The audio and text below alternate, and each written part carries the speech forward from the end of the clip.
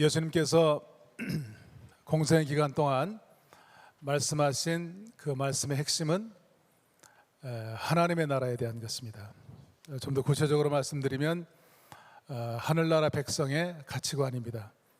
그러니까 세상 사람들이 사는 삶의 가치관이 있고 하나님 나라 백성의 가치관이 있어요. 그거는 극명하게 다른 거거든요. 그리고 말만 그렇게 하신 것이 아니고 예수님께서 삶을 통해서 하나님 나라가 이런 것이다 라고 하는 것을 보여주신 것이 십자가와 부활입니다. 오늘날 교회가, 성도들이 예수님께서 말씀하시고 보여주신 하늘나라 백성의 가치관을 따라 살아야 되는데, 오늘 기도할 때도 말씀드렸습니다마는 사회도 여러 가지로 혼란하고, 그리고 교회도 많은 도전이 있고, 어떤 의미에서 교인이나 세상 사람들이 분간이 안 되는, 교회도 세속화되고, 어떤 의미에서 세상 문화에 중독되어 있는 것과 같은 그런 세대를 우리가 살고 있습니다.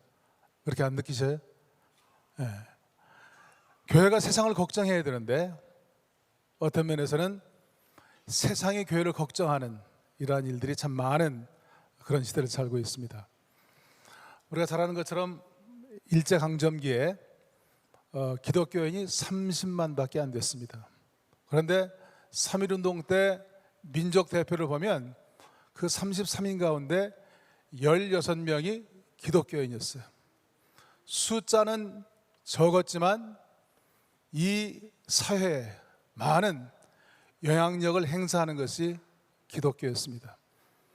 그렇게 불교나 유교나 미신이 그렇게 성행한 그런 나라에 기독교가 그렇게 삽시간에 뿌리를 내렸던 것은, 물론 예수 믿고 천당 가라고 하는 복음을 전한 것도 있습니다마는 교회가 새로운 눈물을 들여오고 학교를 세우고 병원을 세우고 많은 사람들에게 좋은 영향력을 끼쳤기 때문에 교회가 그런 역할을 감당했던 것을 볼 수가 있습니다.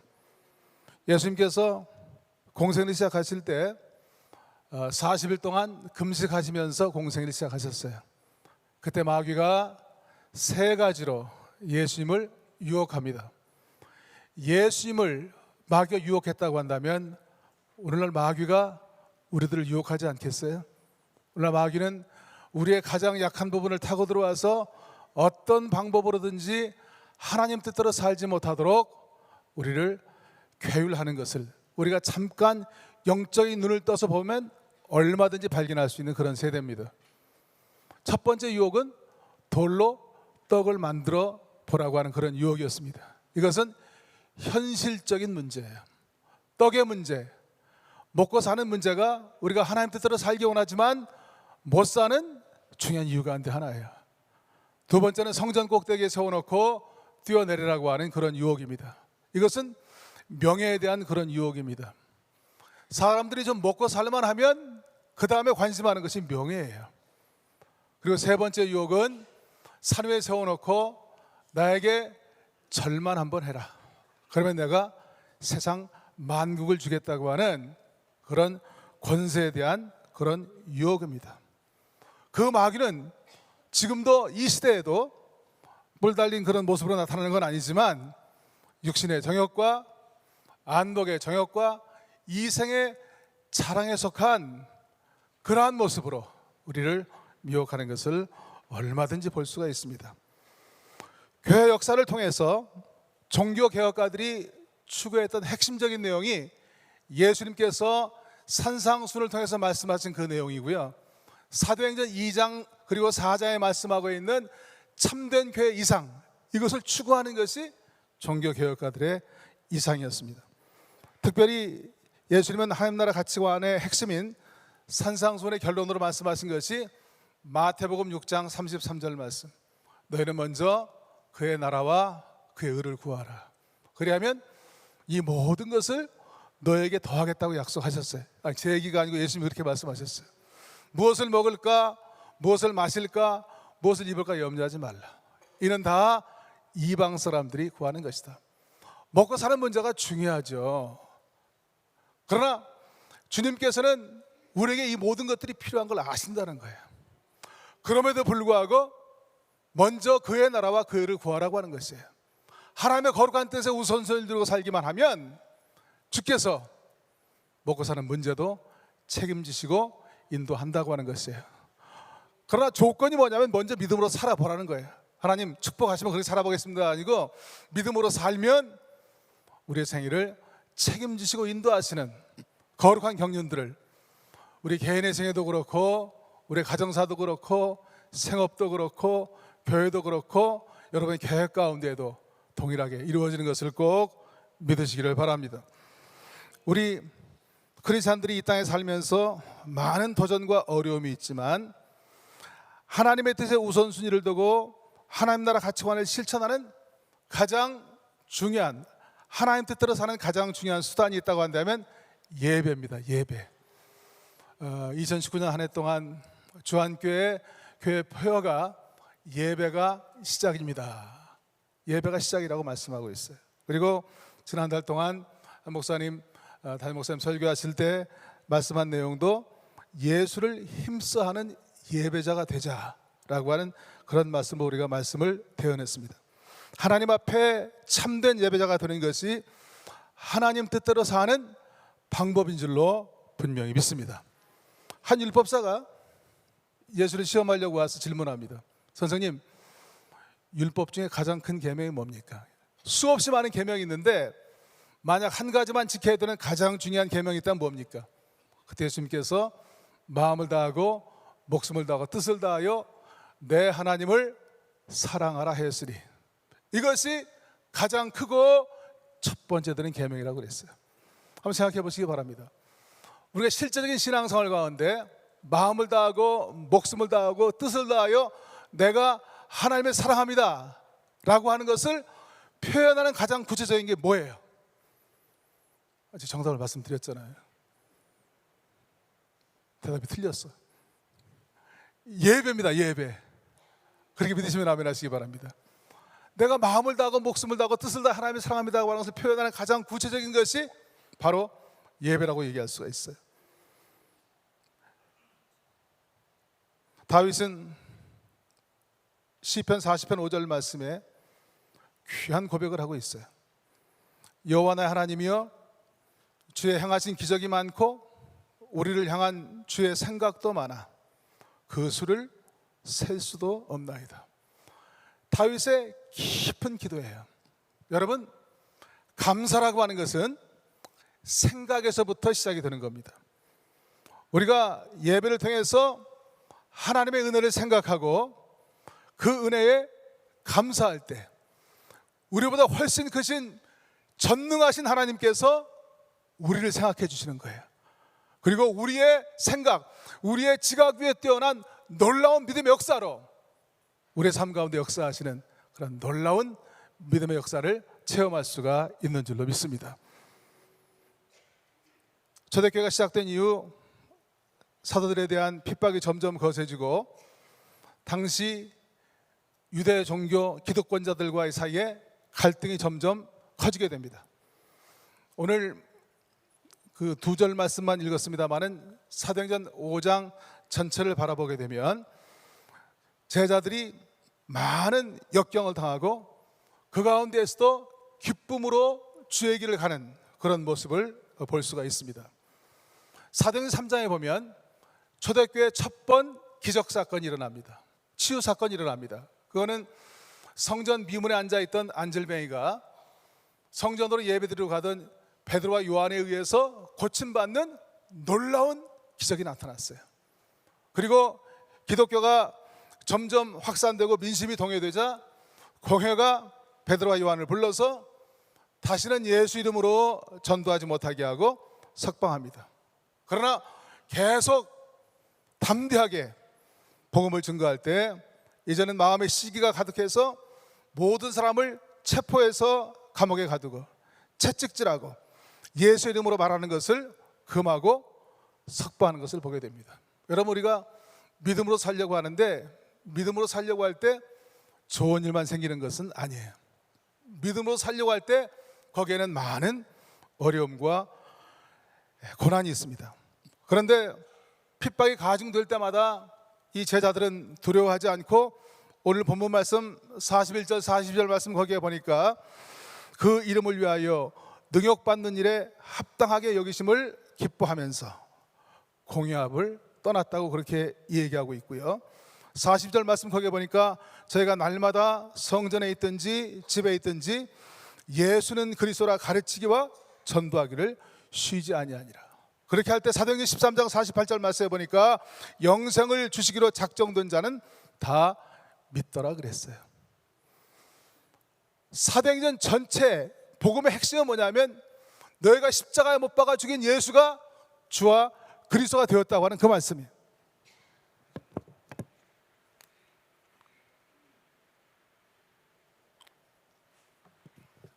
복음의 핵심은 사도행전 2장 36절 말씀에 베드로가 그 말씀한 이후에 지금까지도 복음의 핵심은 바로 그 말씀이에요. 너희가 십자가에 못 박아 죽인 예수가 그리스도가 되었다.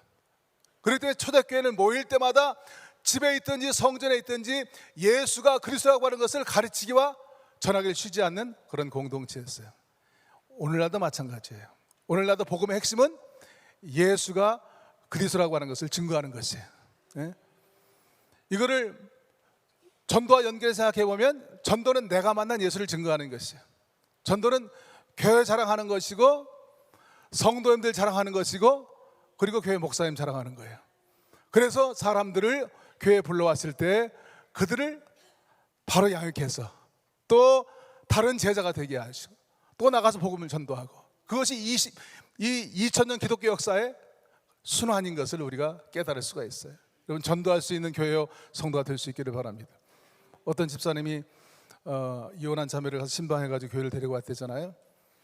교회를 데리고 와서 예배를 잘 드리고 가는데 목사님하고 인사하는데 인사하려고 딱 섰는데 앞에 있는 사람이 먼저 인사하는데 너무 오래 붙잡고 인사하는 바람에 인사도 못하고 그냥 집에 갔대요.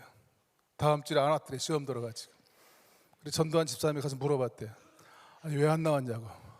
제가 어려움 당하는 사람이라고 교회 가니까 그렇게 신경을 쓰지 않더라고. 안 나간다고. 그러면 잘 얘기해야 될 거 아니에요. 그 집사님이 그랬대. 우리 목사님은 다 좋은데 그게 탈이라고. 여러분 때를 얻든지 못 얻든지 복음을 증거할 수 있는 여러분들 다 되시기를 주님의 이름으로 간절히 축원을 드립니다. 오늘 이 사도행전 5장에 나와 있는 이 말씀을 묵상하면서 깨닫는 것은 우리가 믿음으로 살려고 할 때 거기에 고난이 있어요. 어려움이 있어요. 그러나 어려움 가운데서 기뻐하는 것은 첫 번째 중요한 것은 뭐냐면 하나님의 능력은 고난 가운데 나타난다고 하는 것을 이 초대교회 우리 믿음의 선배들은 깨달았기 때문에 그래요. 체험했기 때문에 그렇습니다. 우리의 신앙도정에 여러 가지 어려운 일들이 있어요. 여기 앉아 계시지만 여러분 안을 들여다보면 누구나 다 나름대로 기도의 제목들이 있어요. 건강 문제도 있고 또 가정 문제도 있고 재정 문제도 있고 관계에서는 문제도 있고 많은 문제들이 우리에게 직면합니다. 그러나 감당할 수 없는 고난 가운데서도 매달려 기도할 때 그것이 어떤 문제든 믿음의 역사를 체험할 수가 있고 역경이 크면 클수록 더 하나님 앞에 의지하면 의지할수록 더 큰 믿음의 역사를 체험할 수가 있는 줄로 믿습니다. 오늘 본문 말씀에 보면 초대교회는 엄청난 핍박을 받았어요. 그런데 그때마다 엄청난 능력을 체험하는 것을 볼 수가 있습니다. 당시 유대 공동체에 있어서 가장 큰 형벌은 출교예요. 출교라고 하는 것은 그 사회에서 쫓겨나는 것입니다. 매장당하는 것을 얘기합니다. 요한복음 9장에 보면 날 때부터 맹인되었던 사람이 예수님을 통해서 치유를 받았어요. 그러니까 공회가 그것을 가지고 재판하는 거예요. 부모를 데려다 물어봅니다. 그런데 자식이 날 때부터 맹인이었는데 치료가 됐다고 한다는 건 얼마나 큰 일이에요. 얼마나 즐거운 일이에요. 그런데 이 부모가 출교될 것이 두려워서 바로 얘기하지 못하는 거예요. 뭐라고 얘기하는 거 아니? 우리 아들이 맹인으로 난 것은 사실이지만 어떻게 누가 눈뜨게 했는지는 모르겠다고 얘기하는 거예요. 내 아들이 다 컸으니 아들에게 물어보시 이렇게 얘기하는 거예요. 여러분 우리는 나에게 손해드리는 일이 있더라도 믿음으로 살려고 하는 그런 결심을 하고 그렇게 사세요? 그렇지 못할 때가, 아니 여기 말고 딴 동네 가면 종종 있는 것 같아요. 우리가 믿음으로 산다고 하지만 사실은 어디까지냐가 중요해요. 내가 손해보면서까지는 예수 못 믿겠다, 그러면 손해볼 일 생기면 예수 못 믿는 거예요. 그렇잖아요. 그런데 이제 금방 예수 믿은, 맹인 되었다 눈 떴던 그 당사자는 뭐라고 얘기하는 거 아니?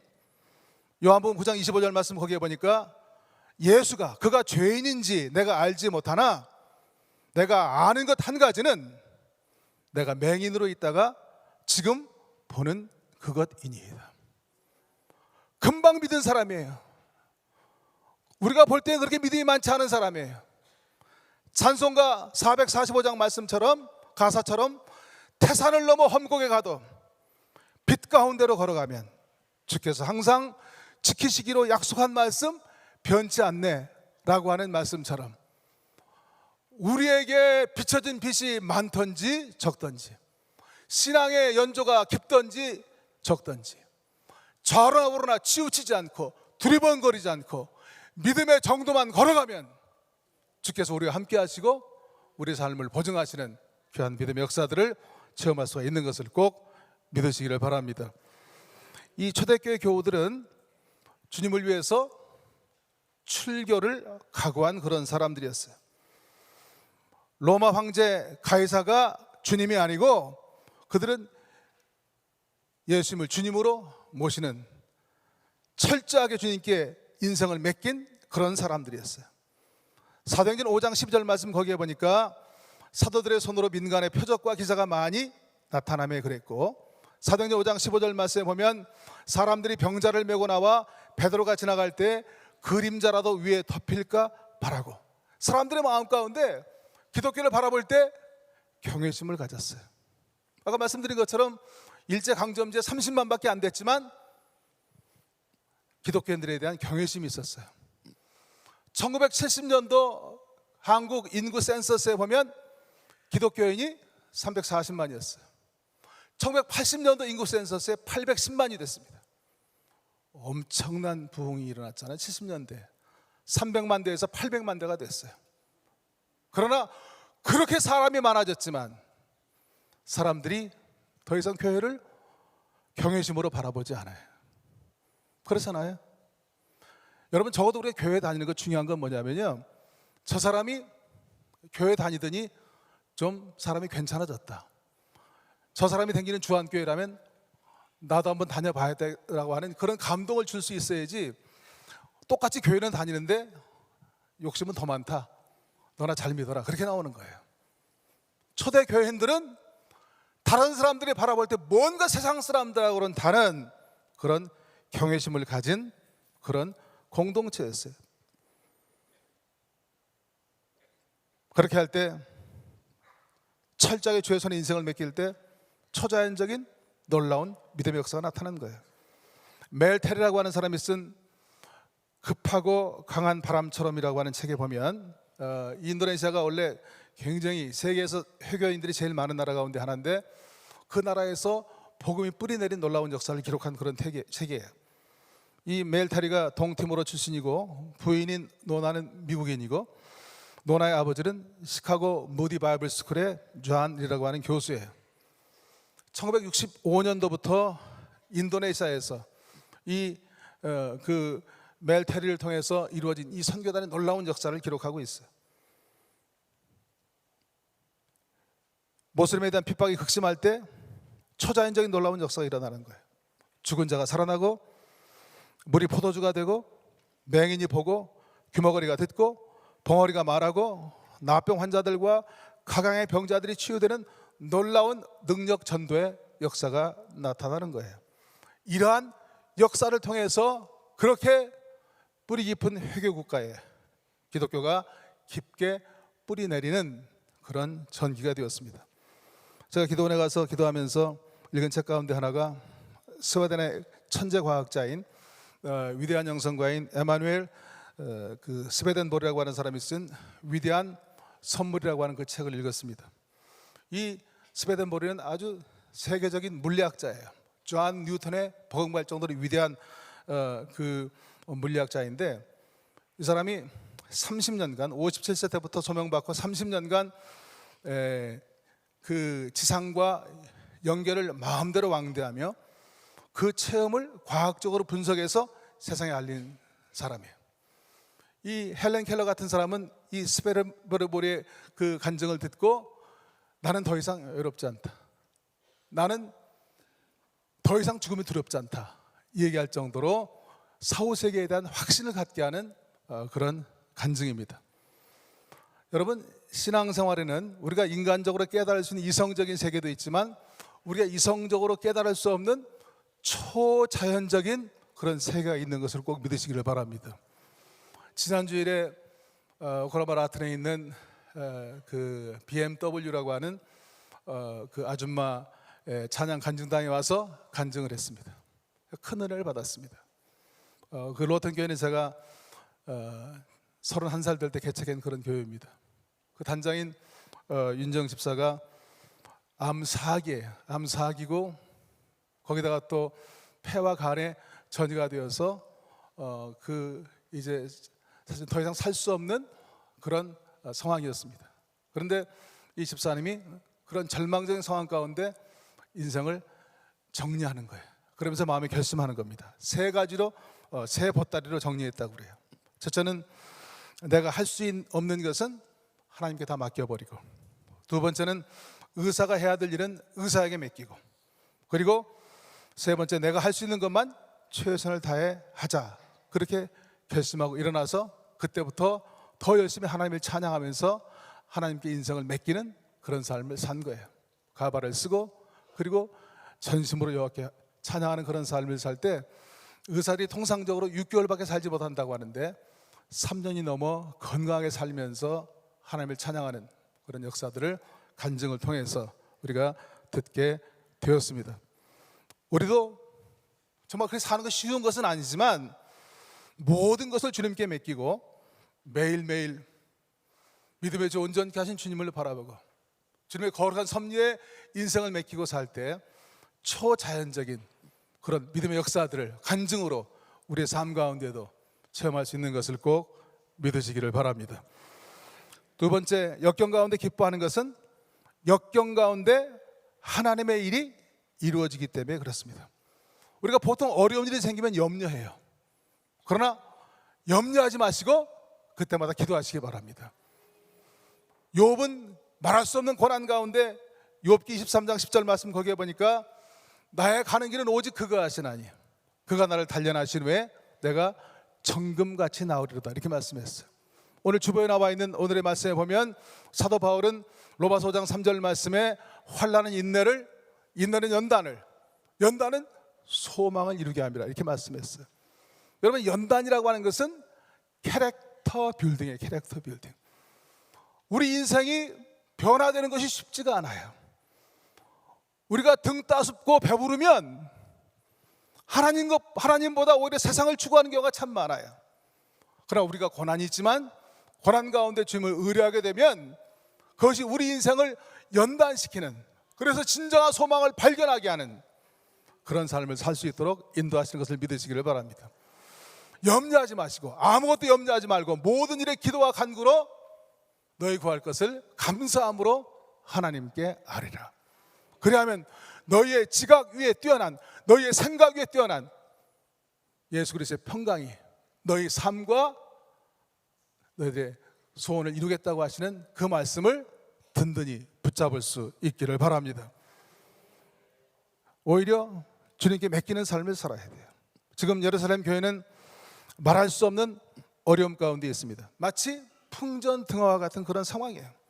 그러나 어려움 가운데서 계속 믿음으로 전진할 때 오히려 복음이 확장되어지는 그런 역사를 보게 됩니다. 오늘 본문 말씀 5장 13절 말씀 거기에 보니까 핍박이 극심할 때 그 나머지는 감히 그들과 상종하는 사람이 없으나 백성이 칭송하더라. 여러분, 사람들에게 칭찬받는 공동체, 사도행전 2장 47절 말씀 거기에 보니까 초대교회가 하나님을 찬미하며, 초대교회는 하나님을 찬송하는 교회였어요. 찬송을 잘하는 교회였어요. 제가 수없이 많은 교회를 다녀봐도 주한교회 성가대처럼 잘하는 성가대가 없는 것 같아요. 정말 그래요. 그런데 성가를 잘한다고 하는 것이 목소리만 이쁘다고 하는 것이 아니고 삶이 긍정적이라고 하는 것이에요. 노래한다고 하는 것은 긍정적이라는 것이거든요. 그리고 사람들에게 칭송을 받을 때, 참 저들은 좀 다르다, 뭔가 다르다, 칭찬받을 때 그때 구원받은 사람의 숫자가 날마다 더하게 되었다고 성경은 그렇게 말씀하고 있습니다. 복음이 확장되는 놀라운 역사를 이루게 되었어요. 여러분, 초대교회는요 만만한 교회가 아니에요. 한번 생각해 보세요. 굉장히 부담 가는 교회예요. 사도행 5장에 보면 아나니아 삽비라가 사도들을 속일 때 부부가 그 자리에 직사했어요. 아니 뭐 좀 잘못했다고 직사한다면 교회 다니는 사람이 얼마나 있겠어요. 아무도 교회 안 나올 것 같아요. 그리고 많은 사람들에게 핍박을 받고 왕따당하고 출교되고 아무나 다니는 교회가 아니고 다니기 부담스러운 그런 교회예요. 그러나 성령 충만해서 하나님의 거룩한 뜻에 인생을 맡기고 달려나갈 때 감당할 수가 있는 거예요. 저는 주한교회가 정말 이렇게 예배에 특심하는 그런 공동체가 되고 은혜 받는 일에 특심하는, 또 이번 주간에 부흥회도 있잖아요. 은혜 받는 일에 특심한 그런 공동체가 되어서 정말 그렇게 다니기 만만한 그런 교회가 아닌, 어떤 면에서 부담 가는 그런 교회가 됐으면 좋겠어요. 제가 한국교회 처음으로 소개한 미국 워싱턴 DC의 The Church of the Savior라고 하는 교회가 있습니다. 세이비어 교회라고 하는 교회를 들어보셨어요? 그 교회는 교회 역사에 교인이 150명 이상이 되지 않은 그런 조그만 교회예요. 그런데 철저한 입교 과정과 철저한 훈련 과정을 통해서 미국에서 가장 영향력 있는 그런 교회로 평가받고 있어요. 교인이 되기 위해서 여러 가지 조건이 있는데, 정교인이 되려면 적어도 하루에 1시간씩 성경 읽고 기도하고, 그 다음에 철저한 11조 해야 되고, 그리고 교인이 되기 위해서는 3년짜리 제자훈련 과정을 해야 되고, 매주 속회 참석해야 되고, 그리고 교회에서 하고 있는 2번 영적 수련회, 거기는 이제 3박 4일 침묵 수련 하는데 거기에 의무적으로 참석해야 되고, 그리고 교회에서 하고 있는 50여 가지 지역사회 사역이 있어요. 뭐 미국에 하나밖에 없는 노숙자 병원도 있고, 미국에 제일 유명한 중독 사역도 있고, 그 사마리아 연숙 사역도 있고, 여러 가지 사역이 있어요. 거기에 교인들이 자원봉사로 참여해야 되고, 그리고 교인의 기간은 1년이에요. 한번 교인 되면 계속 교인 되는 게 아니고 1년마다 교인의 자격을 갱신해야 돼요. 1년 다녀보고, 야 이런 교회 못 다니겠다, 안 다니면 돼. 그러나 그렇게 철저하게 교인이 되도록 훈련시킬 때 정말 영향력 있는 그런 교회로 세워진 그러한 모습들을 볼 수가 있습니다. 여러분, 물론 하나님 뜻대로 사는 것이 도전이 있지만 교회가 본질에 최선을 다할 때 믿음의 역사를 체험하고 주님이 함께하는 그런 교회가 될 수가 있어요. 주한교회가 그런 역동적인 교회로 세워질 수 있기를 주님의 이름으로 축복합니다. 오늘 제자들이 위기를 당할 때 지속적으로 신앙의 정도를 걸어갑니다. 사도행전 5장 29절부터 32절 말씀, 거기에 보니까 공회에 잡혀가서도 담대하게 두려워하지 않고 예수가 그리스도라고 그렇게 간증을 합니다. 그렇게 할 때 그들이 격분해서 사도들을 죽이려고 합니다. 그런데 놀라운 것은 그때 하나님의 도움이 나타나는 거예요. 34절 이하의 말씀 가운데 보니까 그 공회에 가말리엘이라고 하는 사람이 있었어요. 이 사람은 큰 인물이고, 사도 바울도 사실은 가말리엘 문화에서 가말리엘에게 배운 제자예요.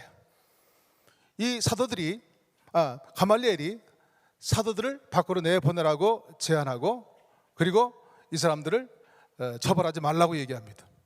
이 사람들이 인간적으로 사역하는 것이면 지금은 번성해도 곧 시들 것이라고 하는 것입니다.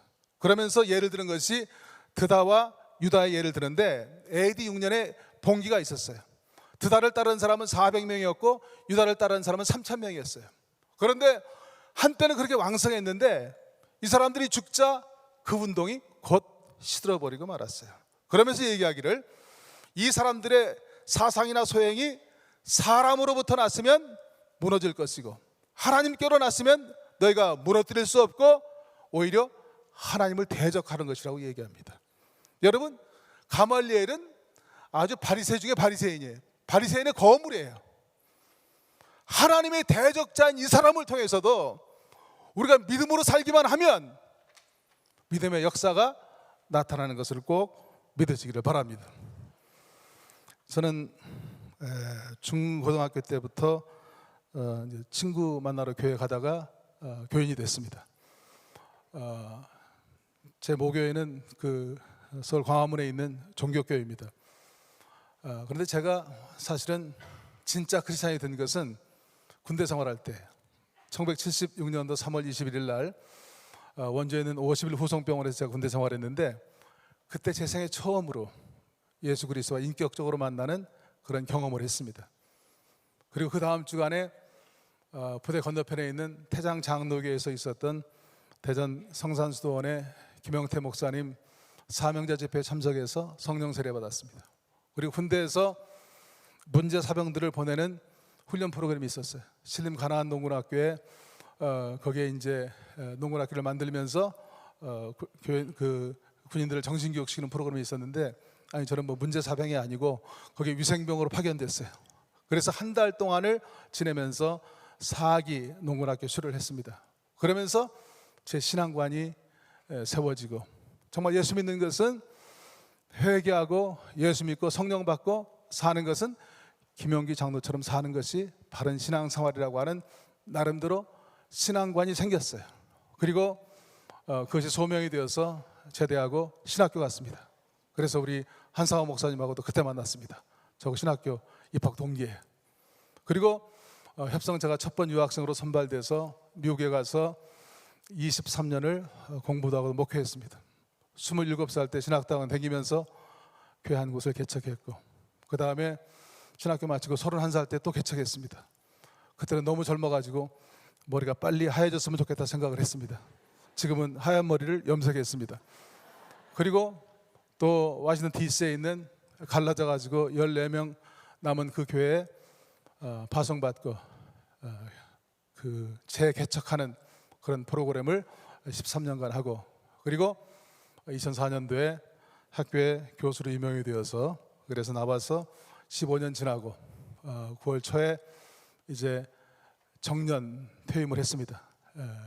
은퇴한 건 아니고 제가 한국 수협원 리더십 훈련을 섬기고 있기 때문에 은퇴는 아니지만 정년을 맞이했습니다. 정년식 할 때 원주에 있는 제 후배 목사님이 오셔서 설교했는데 로마서 12장 1절 2절 말씀을 가지고 설교했어요. 큰 은혜를 받았어요. 그러므로 내가 하나님의 모든 자비하심으로 너희를 권하노니 너희 몸을 하나님이 기뻐하시는 거룩한 산 제물로 드리라. 이는 너희 드릴 영적 예배니라. 너희는 이 세대를 본받지 말고 오직 마음을 새롭게 함으로 변화받아 아버지의 선하시고 기뻐하시고 온전하신 뜻이 무엇인지 분별하도록 하라고 하는 그런 말씀이었어요. 제가 어제 저녁에도 설교 준비하면서 그 말씀을 묵상했습니다. 지난 38년 동안의 사역의 모습이 오늘 이 자리에 서 있는 저 자신의 모습이라고 생각을 해요. 그리고 지금까지 살아온 제 자신의 모습이 앞으로 어떻게 살든 앞으로 살아갈 또 자신의 모습이라고 생각을 합니다. 그동안 잘못 살았다고 생각하면 좀 더 잘 살아야 되겠고 잘 살았다고 생각하면 뭐 별로 그렇게 한 것도 별로 없습니다만은 앞으로 더 잘 살아야겠다고 생각을 합니다. 그러나 말씀을 통해서 깨닫고 생각하는 것은 내 삶이 어느 곳에 거할지라도 무엇을 할지라도 무엇보다 참된 예배자가 될 뿐 아니라 더 나아가서 삶 자체가 예배가 되는 그런 삶을 살아봐야 되겠다고 그렇게 결심하였습니다. 여러분, 우리의 삶 가운데 들여다보면 다 이런저런 어려움들이 있습니다. 그러나 그런 가운데서도 좌절하지 마시고 주저하지 마시고 믿음으로 사시기를 바랍니다. 믿음의 주 온전케 하시는 예수님을 바라보시고 어렵지만 믿음의 정도를 걸어가시기 바랍니다. 신앙생활에 중요한 것들이 많지만 가장 중요한 것은 오늘 여기 써있는 이 말씀처럼 예배가 시작이에요. 예배가 출발점이에요. 참된 예배자가 되시고 예배로 끝나는 것이 아니고 나가서 사시는 삶이 예배가 되는 그런 삶을 사시기 바랍니다. 그렇게 할 때 우리의 지각에 뛰어난 믿음의 역사를 생애 노정에 날마다 순간순간 체험하는 그런 저와 여러분의 삶이 되시기를 주님의 이름으로 축복합니다. 기도하겠습니다. 우리의 생명이 되시는 전능하신 아버지 하나님, 은혜를 진심으로 감사합니다. 거룩하고 복된 날 변함없이 저희들 주님의 영이 임재하는 성소에 불러주시고 이렇게 아름답게 성호를 찬양 올려드리게 하고 생명의 말씀을 받을 수 있도록 인도하신 것 감사합니다. 우리 믿음의 선배들이 참 우리가 상상할 수 없는, 말할 수 없는 그런 역경 가운데서도 믿음의 정절을 지킬 때 위대한 삶을 살았던 것처럼 이제 우리가 여러 가지 한계 상황이 있지만 그 가운데서 믿음의 주 온전케 하신 주님 바라보게 도와주시고 주님의 거룩한 섭리의 인생을 맺히고 사는 그런 귀한 교회 성도들이 다 될 수 있도록 축복하여 주시옵소서. 말씀이 잘 박힌 모처럼 영혼의 신비에 새겨지게 도와주시고 삶을 통해 실천하는 복된 말씀이 될 수 있도록 축복하여 주시옵소서. 예수님의 이름으로 간절히 기도하옵나이다. 아멘.